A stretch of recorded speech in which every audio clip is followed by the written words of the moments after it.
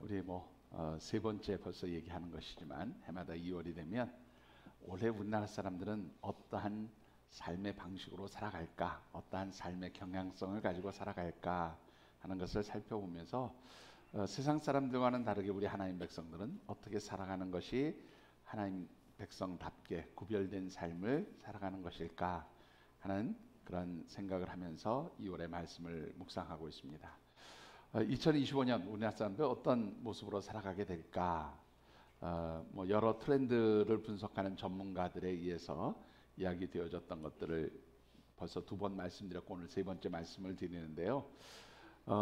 이미 작년부터 우리나라가 너무나 혼란스러운 상황이 있었죠. 그러니까 너무나 이 사회가 급격한 변화를 일으키는 그러한 환경들이 펼쳐지게 될 것이다. 그리고 그 환경들은 우리가 예측할 수 없는 환경이라는 거예요. 그러면 갑작스럽게 환경이 변할 때 우리가 어떻게 그 환경에 잘 적응해서 생존할 수 있을까? 이것이 요즘 세상 사람들의 숙제라는 겁니다. 그래서 올해가 특별히 뱀의 해니까 뱀은 환경에 아주 민감하게 적응하는 동물이잖아요. 그러니까 뱀처럼 그렇게 환경에 민감하게 적응할 수 있는 그런 삶을 살아가는 것이 올해 우리나라 사람들의 삶의 방식이 될 것이다. 그래서 올해를 스네이크 센스의 시대라 그렇게 이야기를 한다고 말씀을 드렸습니다. 그래서 우리는 2월에 묵상하는 주제를 이렇게 정했지요. 제가 한번 오늘 떼겠습니다. 스네이크 센스의 시대, 영적 민감성을 회복하라.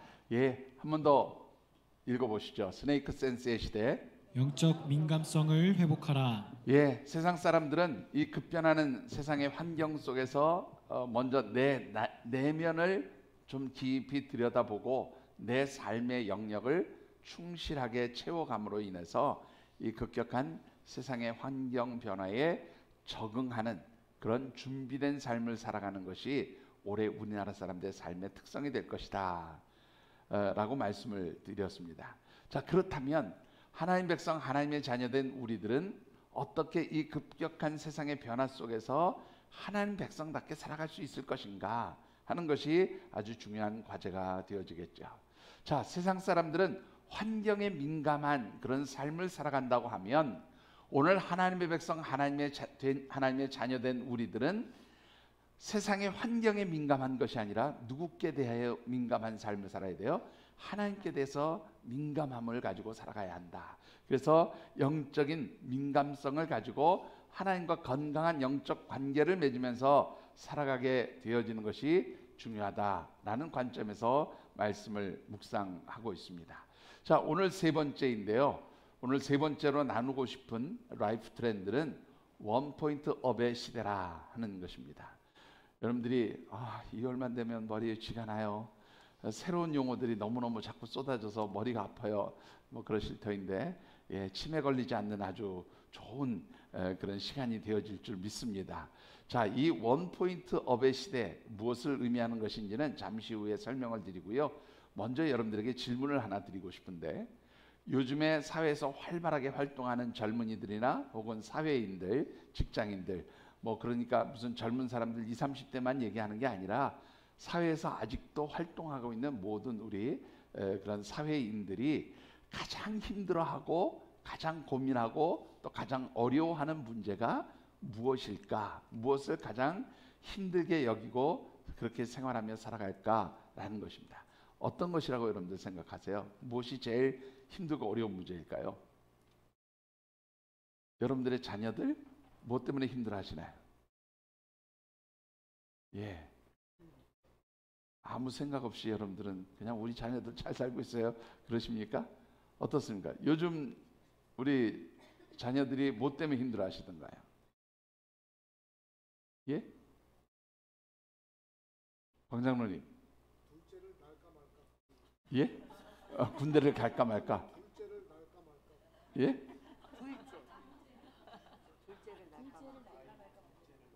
무슨 때를 어쩌고 이렇게 말씀하시는 것 같은데 잘 안 들려요. 여기서는.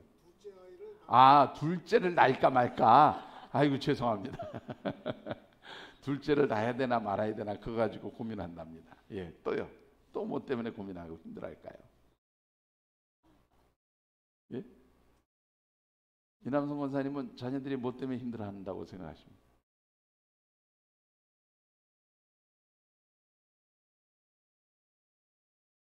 사람들과의 관계 문제 때문에 힘들어한다?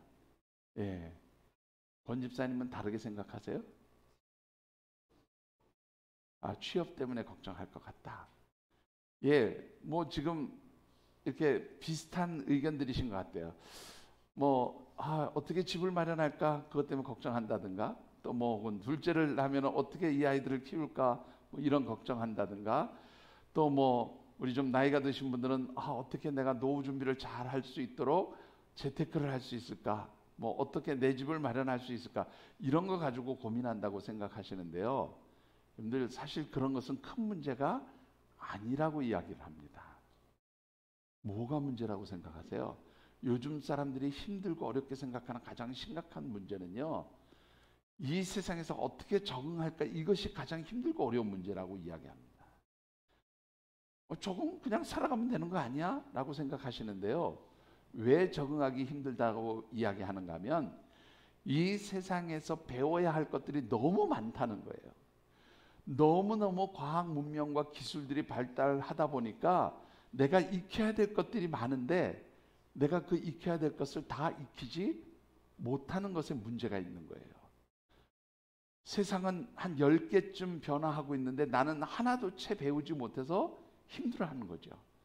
그러다 보니까 어떤 두려움이 일어나요? 세상은 이렇게 빠르게 발전하고 변화하는데 나는 제대로 하나도 배우지 못하고 이 변화되는 세상에 떨어져 나와 있구나. 그러다 보니까 어떻게 해요? 혹시 세상으로부터 나는 뒤처질까 봐 혹은 도태될까 봐 두려워한다는 것이죠. 이렇게 살면 세상의 실패자로 살아가는 거 아닐까? 낙오자로 살아가는 거 아닐까? 이런 것 때문에 굉장히 힘들어하고 어려워한다는 겁니다. 여러분들은 우리 다 살았는데 그렇게 생각하실지 모르냐면 요즘 젊은 사람들, 사회에서 활동하는 사람들은 이게 제일 힘들다는 거예요. 자, 그래서 예전에는 어떻게 해요? 누가 무슨 일을 해서 성공했대. 그러면 그 사람을 롤 모델로 삼고 그 사람을 막 배우면서 닮아가려고 그렇게 해서 적응해 보려고 노력을 했는데 그렇게 하다 보니까 잘 안 된다는 거예요. 왜 그럴까요? 그 사람하고 나는 다르거든요. 그 사람처럼 내가 살아갈 수 없는 거예요. 그러다 보니까 뭐를 잃어버려요?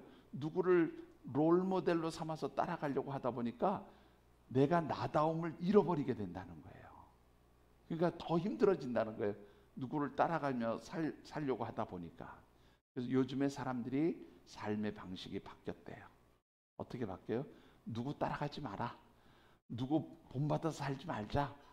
그냥 누구답게 살자. 나답게 살자.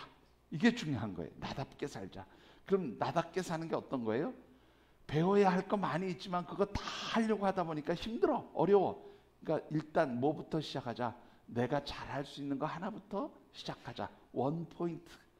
내가 잘하는 거 한 가지부터 업그레이드 시키자. 그게 바로 원 포인트 업 시대예요. 자, 여러분들 많은 목표를 가지고 많은 일들을 해서 내 능력을 향상시키는 것도 물론 중요하지만 이럴 경우에는 부담감이 너무 크다는 거예요. 여러분 한번 생각해 보세요. 내가 가서 영어도 좀 배워야 되고 또 취미생활로 뭣도 해야 되고 가서 또 무슨 기술도 하나 더 배워야 되고 무슨 자격증도 하나 더 따야 되고 이러면 벌써 시간적으로 부담이 되잖아요. 어렵잖아요. 이러다 보면 아무것도 이루는 것이 없다는 거예요. 그래서 내가 지금 주어진 환경과 상황 가운데서 가장 잘할 수 있는 거, 비록 그것이 큰 것이 아닐지라도 작은 것일지라도 내 능력을 향상시키는 데 도움이 되는 것 한 가지를 먼저 정하고 그것부터 하나씩 해나가자는 거예요. 그게 원 포인트 업의 시대의 특징이라고 하는 것이지요. 자, 이렇게 작은 것 하나부터 시작해서 하나하나 모아가면 그 모든 것들이 모여져서 나중에는 큰 변화들을 일으켜낼 것이다. 이 사회에서 잘 적응할 수 있는 힘이 생길 것이다. 이렇게 생각하면서 살아가는 것, 그것이 바로 요즘 사람들의 삶의 방식이라는 거예요. 자, 그렇다면 세상 사람들은 이 세상에서 생존하고 살아남기 위해서 내가 잘할 수 있는 능력 하나씩 길러나가자, 능력을 업그레이드 시키자라는 것이 세상 사람들이 살아가는 방식이라면 우리 하나님의 백성들은 무슨 능력을 업그레이드 시켜야 할까라는 것입니다. 자, 우리는 어떤 능력을 업그레이드 시켜야 될까요? 결론부터 말씀을 드리면 경건의 능력을 업그레이드 하라. 그게 오늘 드리고 싶은 말씀입니다. 자, 오늘 우리에게 주신 하나님의 말씀은 사도 바울이 에베소 교회에서 목회하고 있는 영적 후계자이자 믿음의 아들이라고 할 수 있는 디모데에게 쓴 편지입니다. 이 편지는 보통 목회서신이라고 그래요. 이게 무슨 말인가 하면 목회자로서 일하고 있는 디모데에게 주는 권면의 말씀, 그래서 목회서신이라고 그렇게 이야기하는데요. 그렇다고 해서 이 디모데 서신은 목사들만 읽어라 그런 말이 아닙니다. 왜 그런가 하면 사도 바울이 이 디모데 서신 맨 뒤에 보면 너희 모두에게 은혜가 있을지어다 이런 표현을 써요. 그 얘기는 디모데만 이 말씀을 읽어라 그런 말이 아니고 이 편지를 보는 모든 사람들이 이 기록되어진 말씀을 듣고 이 말씀대로 정말로 신앙생활하며 살아갔으면 좋겠다라고 하는 사도 바울의 바램과 또 권면이 담겨져 있음을 의미하는 것이지요. 그래서 이 말씀은 특별히 디모데 개인에게 주는 말씀일 뿐만 아니라 그 시대에 살아가던 모든 성도들에게 주시는 말씀이기도 하고요. 또 우리 모두에게 주시는 말씀이기도 합니다. 특별히 그 중에서도 오늘 우리가 함께 읽은 하나님의 말씀은 이 시대를 살아가는 하나님의 백성들이 어떤 능력을 업그레이드 시켜야 하는지를 잘 가르쳐주고 있는 그런 말씀이기도 합니다. 우리 사랑하는 모든 하늘샘 가족들이 이 혼란하고 어지러운 세상 속에서 하나님 주시는 그 경건의 능력을 업그레이드 시킴으로 인해서 하나님 기뻐하시고 인정하시는 그런 믿음의 삶을 살아가시게 되기를 주님의 이름으로 축원합니다. 자, 이미 결론은 다 말씀드렸으니까 뭐 다시 설명드리기 그렇지만 이 급격하게 변하는 혼탁하고 어지러운 세상 속에서 하나님의 백성들이 키워야 할 능력, 무슨 능력이라고요? 예, 경건의 능력을 키워라 하는 것입니다. 여러분들 본문 1절과 2절의 말씀을 같이 한번 받들어 읽어보겠습니다. 그러나 성령이 밝히 말씀하시기를 후일에 어떤 사람들이 믿음에서 떠나 미혹하는 영과 귀신의 가르침을 따르리라 하셨으니 자기 양심이 화인을 맞아서 외식함으로 거짓말하는 자들이라. 자, 먼저 중요한 단어가 하나 있는데요. 후일이라는 단어가 1절에 나옵니다. 이 후일이라는 단어는 원래의 뜻은 무슨 말인가 하면 예수님께서 다시 오실 때가 가까운 말세의 때 이런 뜻이에요. 예수님 재림하실 때가 가까우면 그때를 말세라고 그러잖아요. 그 때를 후일이라 그렇게 표현하고 있는데요. 죄송하지만 D드라이브 에어컨 좀 꺼주실래요? 더운 바람이 나서 제가 계속 숨이 막힙니다. 앞쪽에 있는 에어컨을 좀 꺼주세요. 여러분들은 추우시죠? 저는 여기서 지금 숨이 막혀요. 더운 바람이 다 제 입으로 들어오는 것 같아요.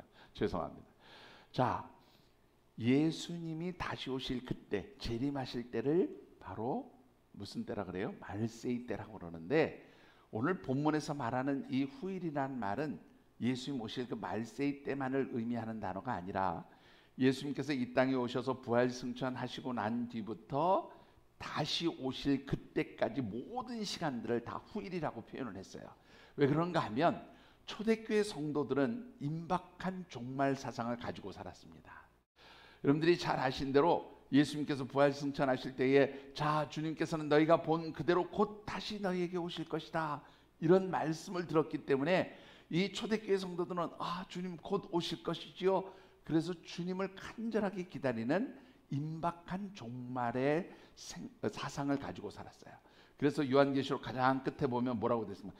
마라나타 아멘 주여 어서 오시옵소서 이런 임박한 종말의 사상들을 가지고 살았기 때문에 이 사도 바울이 후일이라는 말은 요즘처럼 이렇게 정말 말세의 때라고 얘기하는 것이 아니라 예수님이 부활승천하신 이후부터 모든 시대를 다 의미하는 그런 단어로 사용하고 있다는 것입니다. 자, 그런데 어떤 측면에서 보면 이 말씀은 오늘 우리가 살고 있는 바로 이 시대를 의미하는 것이기도 하다 그렇게 말씀을 드릴 수가 있어요. 자, 그 이유가 무엇인가 한번 보시죠. 먼저 2절의 말씀을 한번 보시면 이렇게 되어 있습니다. 2절에 보시면 양심이 화인을 맞아서 외식함으로 거짓말하는 자들이 있는데, 자, 이들은 어떤 사람들인가 하면 1절을 보세요. 1절을 보면 믿음에서 떠나서 미혹하는 영과 귀신의 가르침을 따르는 사람들이에요. 자, 여러분들 어떻습니까? 제가 지금도 딱 서 있으면 기억이 나는 게 2001년 3월 마지막 주일 설교를 하면서 제가 그런 얘기를 했어요. 이 코로나 시대가 지나고 나면 주님과의 거리가 멀어지는 사람들이 생길 겁니다. 그 사람들은 주님을 멀찍이서 구경하는 구경꾼처럼 살다가 어느 날부터는 주님을 부인하는 삶을 살게 될 것이고, 그래서 주님을 떠나는 사람들이 생기게 될 것입니다. 그런 말씀을 제가 드렸어요. 꽤 오래전 얘기입니다. 2001년이니까 벌써 5년 된 이야기예요. 5년 전에 한 이야기인데요. 4년인가요? 2, 3, 4, 5, 4년이군요. 4년 전에 한 이야기인데 여러분들 어떻습니까? 실제로 지금 현재의 상황을 한번 보십시오. 많은 사람들이 주님을 떠났어요. 여러분들 통계를 내보면 최근에 가장 많이 늘어난 게 뭔지 아십니까? 가나안 교인들이 가장 많이 늘어났어요. 가나안 교인이 누구냐고요? 아시죠? 가나안이라는 이름을 가진 교회가 아니고, 그런 교회를 출석하는 성도들이 가나안 교회가 아니고, 가나안을 거꾸로 얘기하면, 가나안을 거꾸로 하면 뭐가 돼요? 안 나가요. 안 나가 교회 교인들이 늘어났다 그 말이에요. 결국 무슨 뜻입니까? 예수 그리스도를 믿는 믿음과 신앙 안에서 떠나간 사람들이 많아요. 왜 그렇게 됐을까요? 여러분들 결국은 딱 한 가지예요. 코로나 시대를 살아가면서 사람들이 많은 얘기를 들었어요. 다 이 세상에서 하는 이야기를 들었어요. 그게 바로 누구의 소리예요? 귀신의 영, 그리고 뭐예요? 미혹하는 영들의 소리예요. 다른 말로 표현하면 사단의 소리를 들었어요. 사단의 소리를 듣고 뭐예요? 예배? 꼭 교회 가서 예배 드려야 돼? 그러지 않아도 괜찮던데? 아무런 문제 없던데? 영상으로 예배 드리지. 여러분들 제가 4년 전에 예언한 게 뭔지 아십니까? 집에서 영상으로 예배드리면 처음에는 예배드리는 것 같지만 구경꾼이 될 것이다. 그래서 영상 설교를 쇼핑하는 시대가 올 것이고, 그러다 보면 예배드리지 않게 되고 교회를, 신앙을 떠나게 될 것이다. 그런 말씀을 제가 4년 전에 드렸거든요. 지금 그대로 됐어요. 그대로 됐어요. 사단의 소리를 들었습니다. 여러분들 바로 이렇게 사단의 소리를 듣고 믿음 안에서 신앙을 떠나가는 사람들이 생긴 이 시대, 어찌 보면 바로 마지막 때가 가까운 바로 이 시대에 하나님의 백성들이 정말 갖춰야 될 능력이 무엇일까? 오늘 본문 7절의 말씀에 이렇게 이야기하고 있습니다.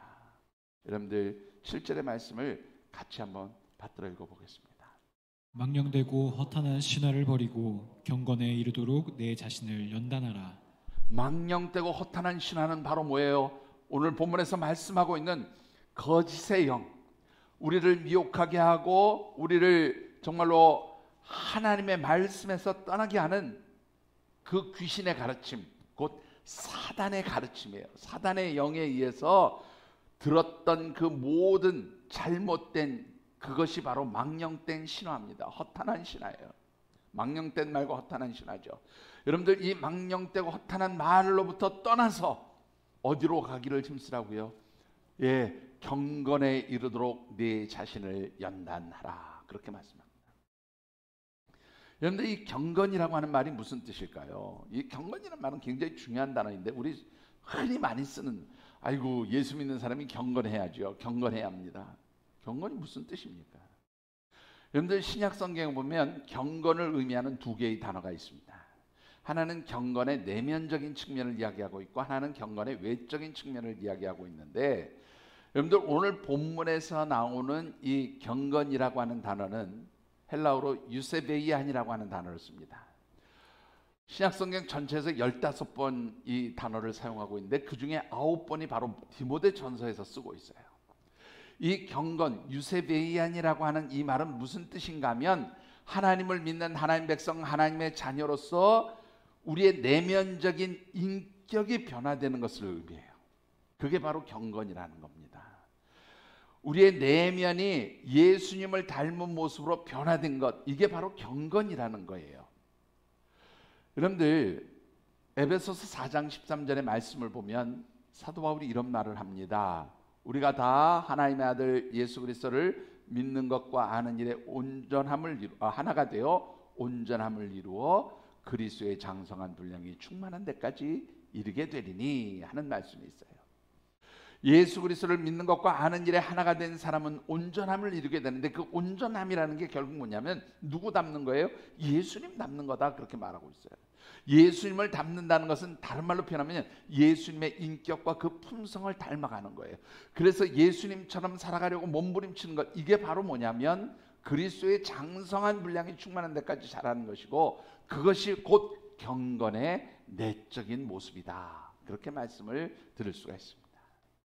자, 그렇다고 한다면 경건의 외적인 측면은 무엇을 의미하는 것일까요? 이 경건의 외적인 측면을 설명하는 말은 야고보서에 아주 잘 나타나 있는데, 야고보서 1장 27절의 말씀을 우리 같이 한번 읽어보십시다. 하나님 아버지 앞에서 정결하고 더러움이 없는 경건은 곧 고아와 과부를 그 환난 중에 돌보고 또 자기를 지켜 새 속에 물들지 아니하는 그것이니라. 예, 말씀 그대로 띄워주세요. 여기에 보시면 자기를 지켜 새 속에 물들지 않는 거예요. 이것을 그냥 쉬운 말로 표현하면 세상과 구별된 삶을 사는 겁니다.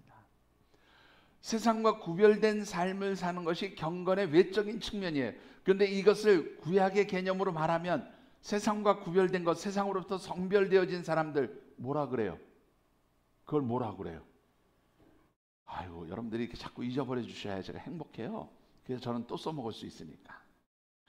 여러분들, 세상과 구별되어서 성별한 사람들을 뭐라고 불러요? 거룩이라는 단어로 표현해요. 여러분들을 성도라고 부르잖아요. 거룩한 무리들, 구별된 사람들이란 말이에요. 세상과 구별된 사람들. 여러분들, 이 강대상, 세상에도 가면 비슷한 거 많이 있어요. 근데 그거를 강대상이라고 부르지 않아요. 성물이라고 부르지 않아요. 그런데 여러분들, 교회 안에 있으면 성물이 되는 거, 세상 것과 구별되었단 말이에요. 제가 쓰는 마이크요, 세상에 더 좋은 것도 있어요. 근데 그거를 성물이라고 부르지 않아요. 지금 하나님의 성전에서 하나님의 일을 하는데 사용되어지니까 성물인 거예요. 구별된 거룩한 물건이 되는 거예요. 자, 그러니까 이 경건의 외적인 측면이라는 것은 세상과 구별되어서 세상 사람들과는 다르게 살아가는 그런 삶의 모습, 그것이 바로 경건, 거룩한 삶의 모습인 거예요. 그런데 여러분들 말씀 다시 한번 띄워주세요. 27절에요.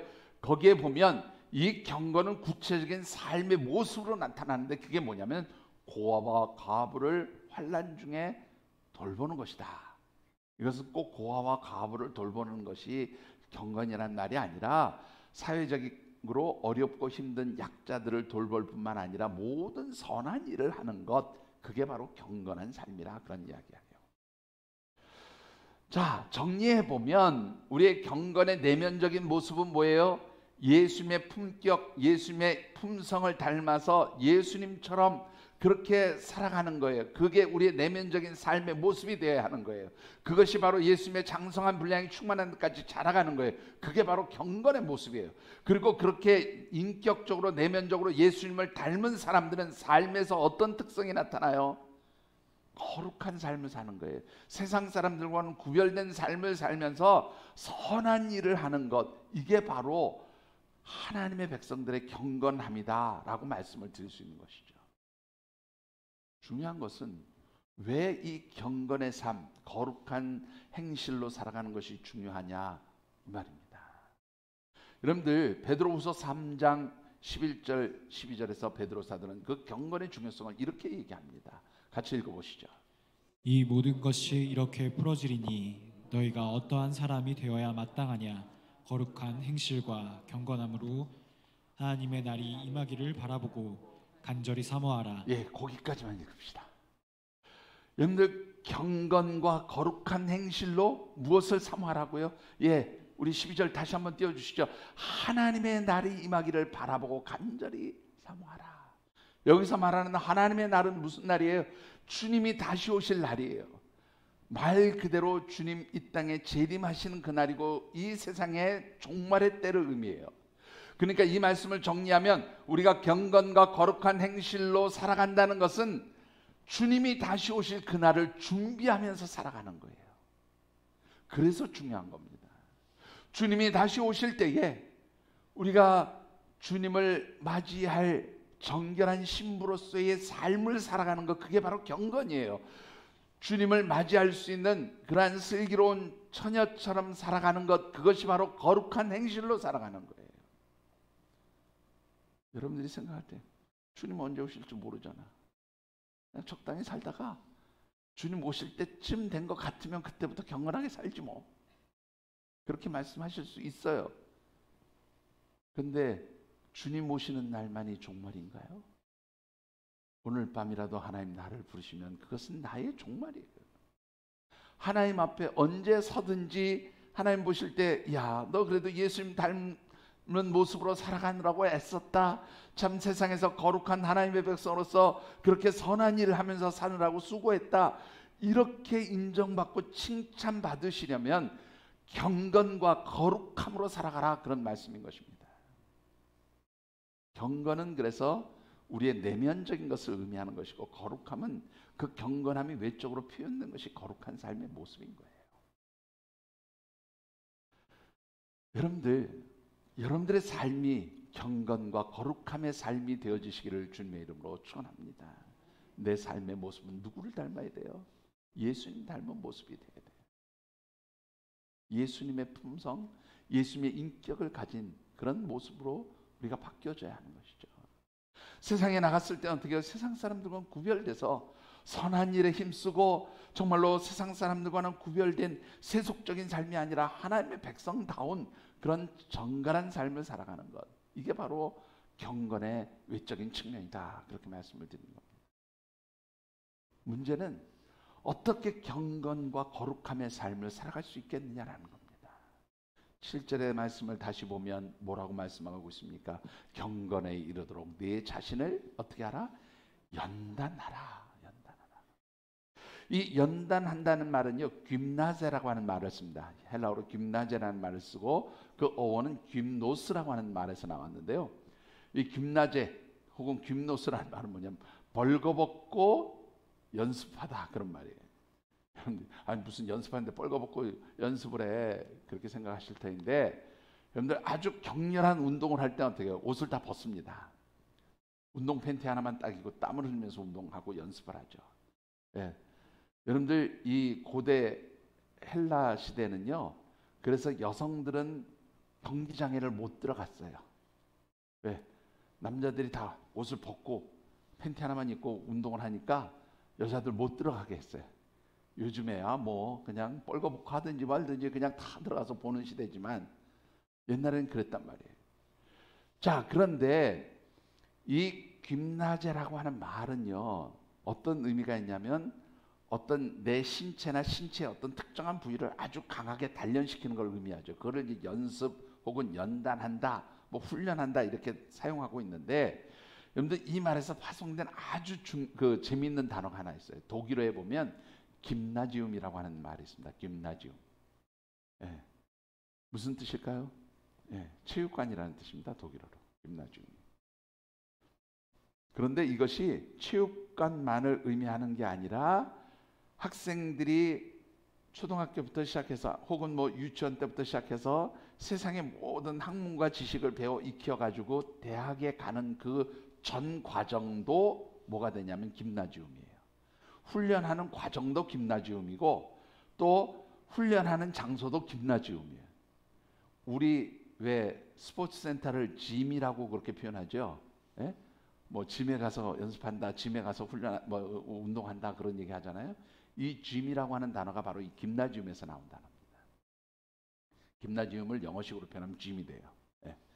자, 중요한 것은 뭐냐면 여러분들 대학에 들어가기 위해서 유치원 때부터 혹은 초등학교 때부터 시작해서 오랜 시간 공부하고 수고하고 열심히 해야 좋은 대학 가는 거잖아요.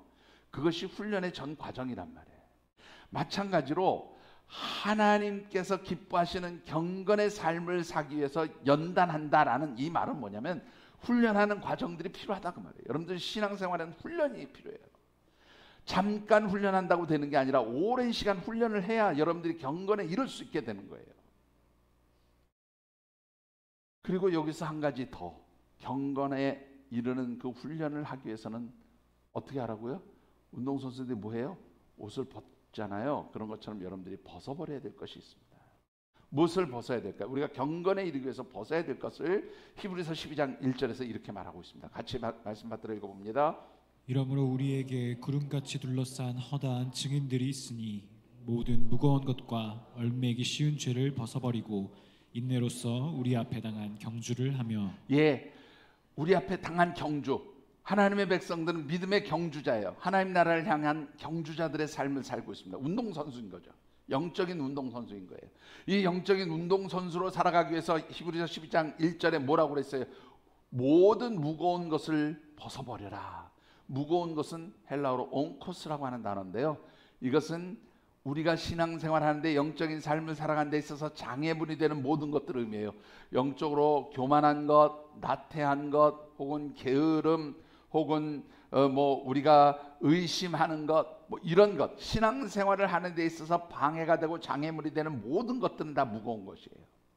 자, 그런가 하면 얽어매이기 쉬운 죄가 있죠. 이 얽어매이기 쉬운 죄는요, 원문을 그대로 풀어보면 무슨 뜻인가 하면 함정에 빠지게 하는 죄예요. 함정에.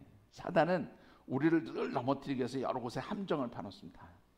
근데 그 함정에 빠지면 죄를 짓게 되는 거죠. 그런데 그런 사단이 펼쳐놓은 함정, 올무, 이런 죄까지도 우리가 어떻게 해요? 다 벗어 던져야 된다는 거예요. 그래야 경건에 이르고 믿음의 경주자로서의 삶을 온전히 살아갈 수 있다라고 그렇게 말하는 거죠. 여러분들 정말로 신앙생활 하는데 방해가 되는 것들 다 던져버리시게 되기를 주님의 이름으로 축원합니다. 이것저것 걸치시면 믿음의 경주자로서 끝까지 완주하기가 쉽지 않습니다. 여러분들 마라톤 선수들이 뭐 이것도 걸치고 저것도 걸치고 그렇게 합니까? 절대 그러지 않아요. 다 벗어버리고 합니다. 그런 것처럼 우리가 영적인 훈련을 하고 영적인 그런 경주자로서 살아가기 위해서는 어떻게 해요? 거추장스러운 것을 벗어 던지라는 거예요. 자, 문제는 이 영적인 그런 삶을 살아가는 것, 즉 경건과 거룩함으로 살아가기 위해서 훈련하는 것이 내 마음대로 안 되니까 문제죠. 그래서 이 영적인 경건과 거룩함의 삶을 살아가기 위해서 우리에게 꼭 필요한 두 가지가 있어요. 그게 무엇일까요, 여러분들? 이 5절의 말씀을 같이 한번 받들어 읽어보겠습니다. 5절입니다. 하나님의 말씀과 기도로 거룩하여 심이라. 말씀과 기도로 우리가 경건에 이룰 수 있다, 그런 말입니다. 거룩해진다는 말은 경건에 이룰 수 있다는 말이에요. 자, 그렇다고 한다면 이 말씀과 기도는 왜 필요한가? 말씀은요, 경건의 삶을 살아가고 거룩함의 삶을 살아가는 객관적인 기준이 바로 말씀이에요. 여러분들 대한민국 사람으로서 여러분들이 대한민국 사람답게 죄짓지 않고 살아가기 위해서 기준이 뭡니까? 우리나라 사람으로 죄짓지 않고 건강한 대한민국 사람으로 살아가는 기준이 뭐예요? 예? 법입니다. 법, 헌법, 여러 가지 그 법률들을 어기지 않고 살아가는 거예요. 우리나라는 참 그러면서 심각한 나라예요. 제가 하고 싶지 않은 말을 또 하게 되는데 참 국회의원 중에서 전과자들이 왜 이렇게 많은지 모르겠어요. 그런 사람들을 국민의 대표자로 뽑는 대한민국 사람들은 참 뭔지 모르겠어요. 근데 잘 살펴보셔야 됩니다. 예? 잘 살펴보셔야 돼요. 예? 여러분들 법을 어기지 않는 게 가장 기본적인 국민의 모습이 돼야 돼요. 이게 건강한 국민이에요. 마찬가지로 우리가 하나님 앞에서 건강한 하나님의 백성, 경건과 거룩함으로 살아가는 사람들이 되기 위해서는 하나님의 법, 곧 말씀이 기준이 되어야 해요. 그래서 말씀이 필요한 겁니다. 말씀은 우리가 경건과 거룩함으로 살아가는 객관적인 기준이에요. 그래서 말씀이 필요한 거죠. 두 번째로 기도는 왜 필요하냐면 기도는 우리를 거룩하게 만들어가는 과정이에요. 그게 성화라는 말로 표현합니다. 기도는 굉장히 주관적이죠. 여러분들 기도가 다 똑같습니까? 제 기도하고 우리 안권사님 기도하시는 거하고 똑같을 수 있을까요? 달라요. 안 권사님, 황 장로님 같은 집에 사셔도 두 분의 기도는 다릅니다. 왜냐하면 그 기도는 하나님과 나의 관계에서 올려드리는 기도이기 때문에 이것은 굉장히 주관적이에요. 나 중심이에요. 그래서 이 기도는 필요한 것인데, 이 기도는 하나님과의 나의 관계를 규정짓는 것이고, 이것을 통해서 우리가 어떻게 되냐면 성화되어져 가요. 그래서 기도는 주관적인 기준으로서 우리를 거룩하게 만들어가는 통로예요. 그래서 말씀과 기도가 있어야 우리는 영적으로 경건한 삶을 살아갈 수 있는 겁니다. 여러분들의 삶이 늘 말씀과 기도의 삶이 되어지시기를 주님의 이름으로 축원합니다. 말씀을 붙들고 기도하면서 하나님 말씀대로 살아가기를 하나님 앞에 갈망하고 기도합니다. 하나님 도와주세요. 이게 바로 경건의 삶을 살아가는 방식이에요. 그게 바로 경건의 훈련을 하는 거예요. 자, 그렇다면 이 경건과 거룩함으로 살아가는 사람들에게는 어떤 특징들이 나타날까요? 두 가지 특징이 있어요. 자, 첫 번째 특징은 뭐냐면 4절 말씀에 기록되어 있습니다. 같이 읽어보시죠. 하나님께서 지으신 모든 것이 선함에 감사함으로 받으면 버릴 것이 없나니. 모든 것에 대해서 어떻게 살아가요? 감사하면서 살아가는 거예요. 여러분들 경건하십니까? 불평 없는 삶이 되어지시기를 주의 이름으로 축원합니다. 여러분들 모든 일에 대해서 감사하시면 그게 바로 경건의 하나의 상징이에요. 아, 저 사람 경건한 사람이야, 인정할 수 있어요. 네. 그런데 내 삶이 왜 이렇게 고단한지 몰라, 힘든지 몰라, 불평과 원망이 쏟아져 나오는 것은 경건을 잃어버린 거예요. 거룩함을 잃어버린 거예요. 오늘 본문에서 사도 바울이 말씀과 기도로 거룩하여짐이라 그렇게 말하고, 그래서 하나님께서 주신 것은 감사함으로 받으면 버릴 것이 없다는, 목사님 3절에 보니까 혼인하고 먹을 것 가지고 얘기한 거 아니에요. 그 시대의 사람들에게 있어서 문제가 됐던 것이 바로 결혼의 문제와 또 뭐예요? 먹는 것의 음식물에 대한 문제 때문에 사도 바울이 그렇게 얘기한 것이지, 이 말씀에 담긴 원 의미는 뭐냐면 하나님 내게 어떠한 환경과 상황을 펼쳐 놓으시든지 다 그것은 누가 주신 거예요? 하나님이 우리에게 주신 거예요. 하나님 은혜로 주신 거다. 그래서 모든 것에 대해서 어떻게 하라는 거예요? 감사하라는 거예요. 잘못된 것도 내게 주시는 은혜인 거예요. 내가 좀 불편하게 느껴지는 것도 누가 주시는 은혜예요? 하나님 주시는 은혜예요. 왜? 나중에 보면 모든 것이 합력해서 선을 이루게 하시는 하나님의 섭리가 그 가운데 담겨져 있기 때문에 그렇습니다. 그래서 모든 것이 하나님의 은혜예요. 그래서 그냥 그래도 감사, 전에도 감사, 이 감사의 삶을 살아가는 거예요. 이게 바로 경건한 사람의 특징이에요. 두 번째 특징은 뭘까요? 6절에 잘 나타나 있습니다. 6절을 같이 만들어 보시죠. 내가 이것으로 형제를 깨우치면 그리스도 예수의 좋은 일꾼이 되어 믿음의 말씀과 내가 따르는 좋은 교훈으로 양육을 받으리라. 앞부분에 보면 형제를 깨우쳐라. 이 말은 뭐냐면 말씀과 기도로 경건해진 내가 이것을 가지고 형제들을 깨우쳐라. 이 말, 형제들을 깨우치라는 말은 신앙 공동체 안에 있는 지체들에게 권면하고 바른 신앙의 길을 갈 수 있도록 내가 도와주고 권면하고 함께 신앙생활을 해나가도록 도와라, 그런 말이에요. 여러분들, 우리가 신앙생활할 때 경건한 사람으로 살아간다, 거룩한 사람으로 살아가는 것은 우리보다 신앙적으로 연약한 지체들을 실족시키지 않는 거예요. 근데 의외로 우리가 오래 신앙생활 하다 보면 나로 인해서 실족하는 사람들이 생겨요. 왜? 내가 경건하지 못하기 때문에 그렇습니다. 내가 하나님 백성답게 살지 못하면 실족하는 사람들이 생겨요. 어떤 사람들이 나 예수 믿고 싶어요. 교회 왔어요. 교회 와서 하는 거 보니까 아이고 저거 누구 목사, 누구 장로, 누구 권사, 누구 집사 보니까 아이고 저거 보니까 내가 흔히 말하는 뭐 보러 가게 생겼어요? 시험 보러 가게 생겼어요. 그러고 교회를 떠나요. 무슨 말인지 이해가 되시죠? 예, 우리 하늘생교회는 절대 그런 분이 없으니까 걱정하지 않으셔도 돼요. 예? 여러분들 때문에 시험 들어서 교회 떠나는 분은 안 계신 줄 믿습니다. 근데 그게 시험 들게 하는 것은 결국 뭐냐면 이게 경건함을 잃어버렸을 때 나타나는 증상이에요. 예.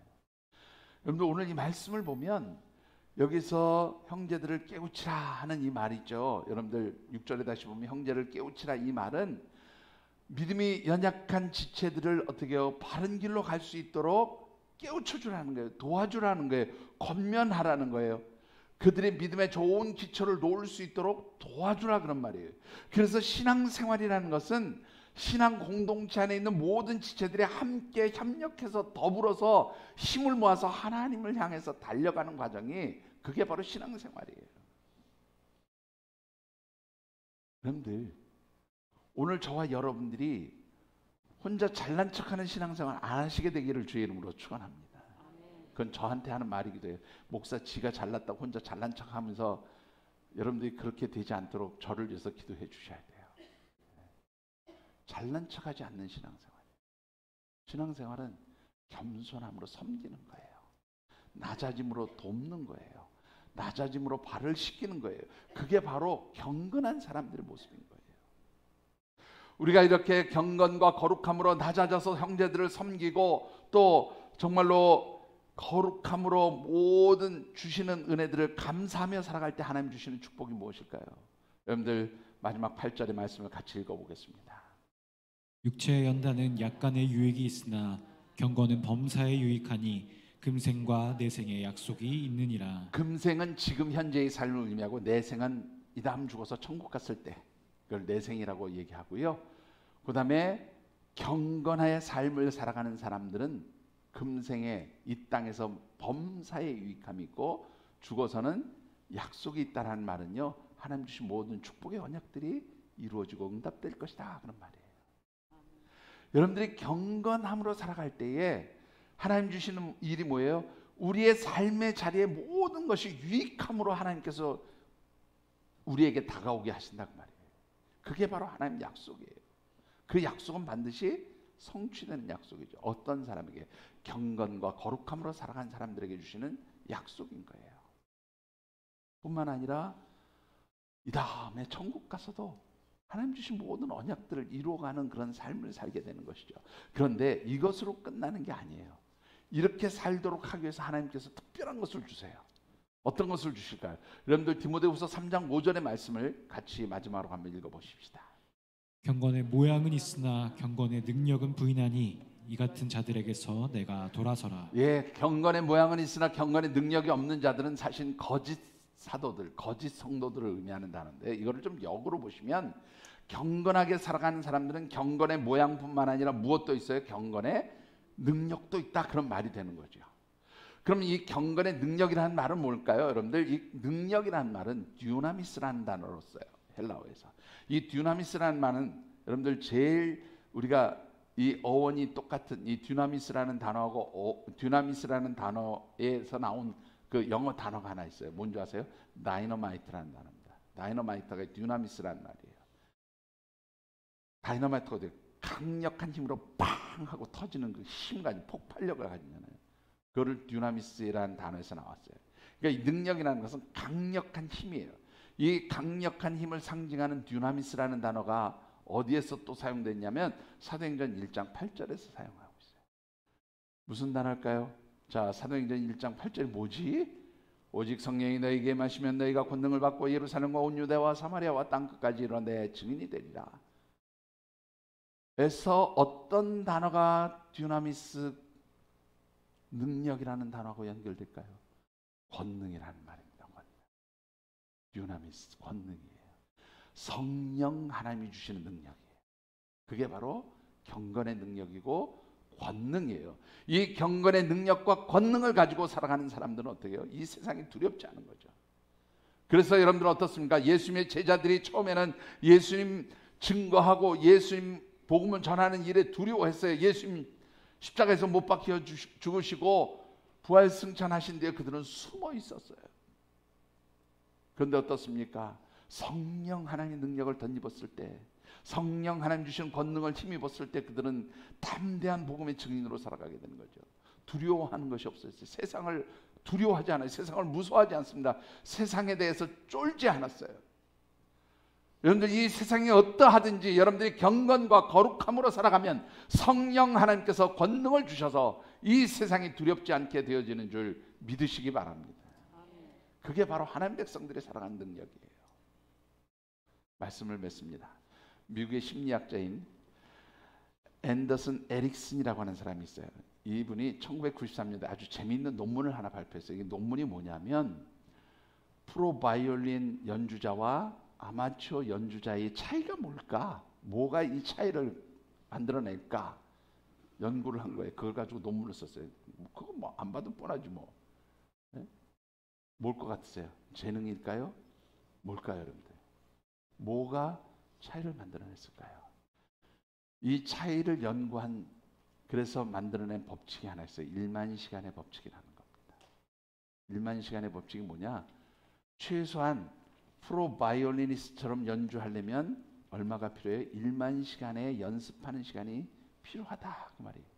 1만 시간을 따지면 어떻게 되는 줄 알았어요? 여러분들 하루에 3시간씩 연습을 하면 10년 동안 해야 1만 시간이 나와요. 예. 하루에 3시간씩. 우리 색소폰 하시는 장로님 집사님들이 평균 하루에 와서 2-3시간씩 정도 부시는데요. 그럼 몇 년 하셔야 프로 연주자가 되실 수 있냐면 10년을 하셔야 되는 거예요. 우리 가끔 이런 얘기하면 어이씨 우리 다 그냥 이 다음에 그거 끝도 못 보고 가는 거 아니야. 절대 안 가실 겁니다. 하나님 그 사명을 주셨기 때문에 절대로 건강하시고 안 가실 테니까 걱정하지 마십시오. 10년 부실 수 있는 줄 믿으시기 바랍니다. 아멘 하시는 거죠? 김성김 집사님 왜 아멘 안 하세요? 내가 못 들었는데? 예? 여러분들 제가 아까 핸드벨 합주단 말씀드렸잖아요. 70 넘으신 분들 우선순위예요. 치매 안 걸리시고 장수하시려면 꼭 신청하세요. 14분밖에 선착순으로 안 뽑습니다. 더 많이 뽑을래도 뽑을 수 없어요. 아멘 안 하시네. 예, 아멘 하신 분들은 반드시 하셔야 돼요. 속으로 아멘 하신 분도 하나님하고 약속한 거니까 다 들어오셔야 됩니다. 예. 여러분들 만약에 하루에 10시간씩 하면 몇 년 걸려요? 3년 걸려요. 그러니까 최소 3시간을 해야 전문가가 된단 말이에요. 우리 김복희 집사님이 색소폰 얼마나 하셨습니까? 그랬더니 10년 했어요. 악기는 10년 악기입니다. 10년 동안 연주를 해야 김복희 집사님처럼 피아노 치고, 피아노는 더 오래 쳤지. 색소폰도 김복희 집사님처럼 불 수 있다 그 말이에요. 하물며 우리가 경건한 사람으로 살아가는 것, 하나님의 백성으로서 우리는 경건의 전문가가 돼야 돼요. 경건의 능력자가 돼야 돼요. 그러려면 여러분들 하루에 3시간씩 경건의 연습을 하십니까? 3시간이요? 아이고 무슨 소리. 1시간쯤 하십니까? 1시간 하시면 몇 배로 늘어나야 돼요? 30년으로 늘어나야 돼요. 하루에 1시간 경건의 훈련 하십니까? 천만에요. 30분도 못합니다. 30분쯤 하나요? 그러면 몇 년으로 늘어나요? 더블 60년으로 늘어나요. 평생을 우리는 경건의 훈련을 하면서 살아가는 사람들이 되어야 한다 그 말입니다. 여러분들 경건의 삶을 위해서 말씀과 기도로 여러분들의 삶을 다듬어 가시게 되기를 주의 이름으로 축원합니다. 기도하겠습니다. 하나님 감사합니다. 참으로 저희들의 삶이